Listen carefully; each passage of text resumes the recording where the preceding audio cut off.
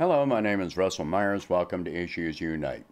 So the Ukrainian government, the Ukrainian military, has been engaging in activities which are illegal. But first, let me draw a correlation for you here. All right, Nazis violently overthrow a legitimate standing government. Nazis make an agreement to not attack a particular region. The Nazis then attempt to invade that region, attempt to conduct genocide. Neo-Nazis are, the Nazis are found to have biological weapons research facilities, which are not declared. Until they are invaded, and then the Nazis are stopped in their tracks by Russia. Is any of this sounding familiar to you at all? Because I mean, this has a distinct historical correlation here. All right? And this is what is going on. You cannot deny this correlation. And by the way, and then Russia, after stopping them, are declared, demonized, declared the enemy of the United States. Is this correlation ringing a bell to you at all? So if it's not, you really need to pick up a history book. You really do. All right, so a couple of days ago, the Donetsk region was hit by a ballistic missile, which killed at least 17 people and injured 28. This missile was intercepted in midair before it hit the ground, but an explosive portion of it still hit the ground, killing and injuring people. From what the leader of the Donetsk Republic is saying is that this was a cluster munition. Now, under the Convention on Conventional Weapons, most countries globally have declared cluster munitions to be illegal. Conveniently, one of the countries that is not a signatory to that is the United States, where we still produce cluster munitions. So, of course, you're not going to hear anything about this. Of course, the media is claiming that Russia conducted this attack, and that makes absolutely no sense at all, because Russia came into this to protect the Donetsk and Luhansk regions. So does that make any sense that they would launch a missile at the very region that they are trying to protect? No, it makes no sense at all. Anyway, so like I said, these labs have not been registered with the OPCW, Organization for Prevention of Chemical Warfare, which also covers biological warfare. These have been secret labs backed by the U.S., and by the reaction from the United States, they've admitted that these have been backed by the U.S. Why do you need over a dozen sites to do research on, if it's for defensive purposes? Why do you need over a dozen sites some of which were inherited from the USSR years. No, this is not. This does not have a defensive purpose. You don't need over a dozen of these locations. One or two at most would do it. So if you believe that this is a defensive research effort, then you're absolutely insane. So don't believe that. In addition, Ukraine has been posting videos of Russian POWs, which are dehumanizing and humiliating, and that is a violation of the Geneva Convention. So, attempted genocide, biological warfare research, violation of the Geneva Convention, and the United States is still backing the neo-Nazis that are in charge of Ukraine. And you can make all the claims that they're not, neo-Nazis all you want to, but this has been reported in the mainstream media for the last 8 years. And suddenly it all just disappears or it doesn't matter. But those reports are still up there. You look up Right Sector and, the Azov Battalion.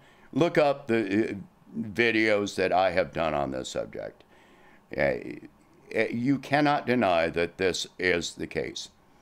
Now, it may not be violating, it may not be war crimes or a violation of international law, but handing out weapons to civilians, untrained civilians, puts the civilians of that country at risk, and that is what Ukraine has been doing.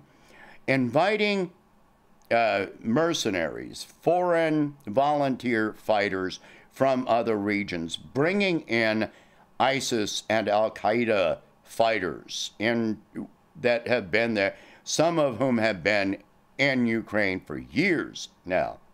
This has also been reported by mainstream media for years. You can't deny that this is a fact. I've stated people that are volunteering to go into a war zone to fight for a country that is not their own are just simply looking to kill. And it doesn't matter who they kill. As soon as they started handing out weapons, it resulted in a violent crime wave in Ukraine. This had nothing to do with the Russian military. This happened. Rapes, robberies, assaults, murders have been happening in Ukraine, which is one of the reasons that you've seen this mass exodus of refugees not running from the Russian military. Russian military is still, 10, 16 kilometers outside of Kiev. So that has nothing to do with the violence that is occurring within Kiev. Or within major cities. The Russian forces have not invaded the ground forces have not invaded the cities. They're staying outside of the cities. There's a purpose for this, because cities are not military targets. There have been many claims now that Ukrainian forces are using civilians as human shields, holding up in the cities to try and force the Russian military to attack the cities, but the Russians are not taking that bait. Anyway, so when you get all of these psychopaths that are looking to kill If there's a peace agreement made today, those psychopaths are still going to be there and still looking to kill. It doesn't matter who they kill. They are just looking to kill. This is going to be a problem that Ukraine is going to be dealing with for years. So this is you're just shooting yourself in the foot. You're not protecting the safety of your own people in this way. Anyway, peace talks are still ongoing. Russia is sounding hopeful, but Ukraine is saying that they may reach an agreement that would not actually take effect until May.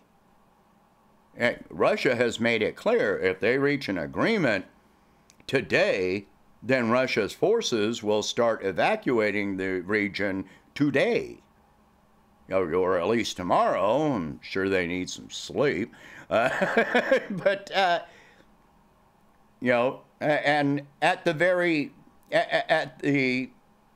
nearest term, the Ukrainian negotiators are saying that, this could reach an agreement within 2 to 4 weeks. Why do you need 2 to 4 weeks? Come to an agreement. Your people are suffering. Your own people are suffering. This is leading to what could be a global famine. And they still don't care. They still want to keep this fight going. They still want more warplanes. They still want more weapons from the West. And Russia has stated that those arms shipments are legitimate targets, which I already covered before.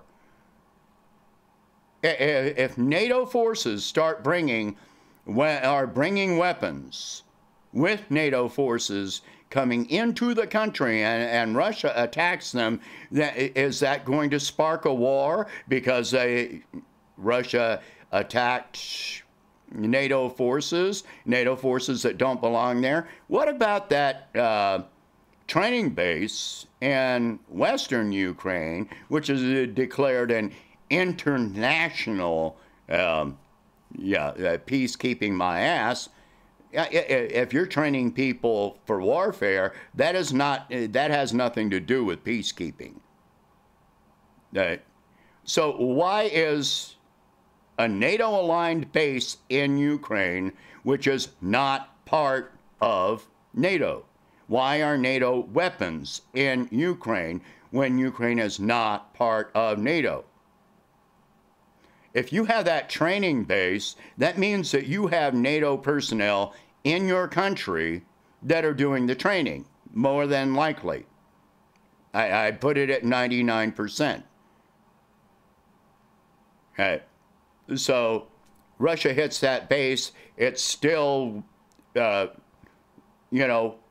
within Ukraine's borders, but you hear all of this freaking screaming about them hitting it. Well, if Russia hits another NATO country, they didn't hit another country. They did not hit another country. They very specifically targeted that NATO-aligned training facility. So these all amount to war crimes.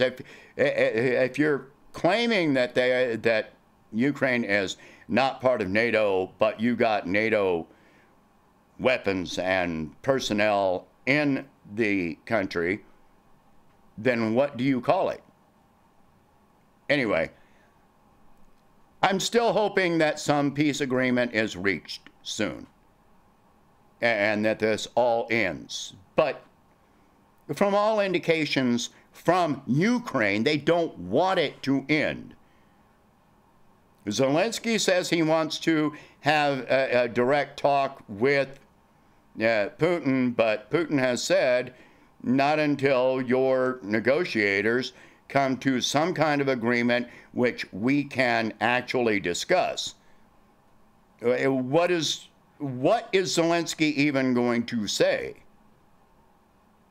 What are you going to say if you're not actually authorizing any kind of agreement? Anyway,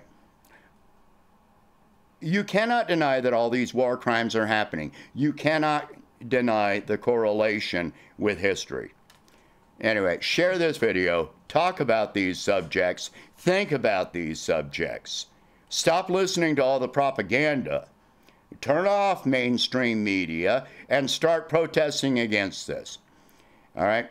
If you can, donate $1 a month to help expand the channel, and I will catch you in the next one.